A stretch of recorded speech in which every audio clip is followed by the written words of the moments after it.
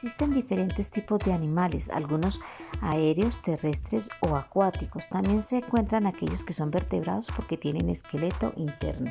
Los invertebrados no tienen esqueleto interno. También podemos clasificarlos en herbívoros, que se alimentan de plantas, carnívoros, que se alimentan de otros animales o seres vivos. Podemos ver también a los omnívoros, que son animales que se alimentan de otros seres vivos y de plantas. Los ovíparos son aquellos que nacen de un huevo, como la gallina. Los vivíparos son los que nacen de la barriga de la mamá, como el conejo o el perro.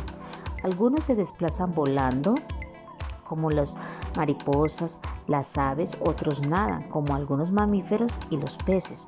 Pero también encontramos animales que caminan, trotan o corren.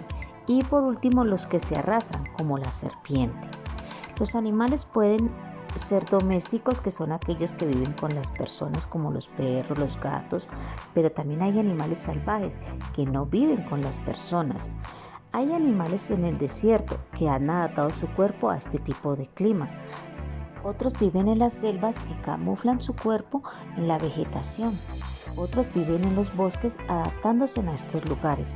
Los animales se pueden clasificar en mamíferos, los cuales tienen su cuerpo cubierto de pelos y amamantan a sus crías.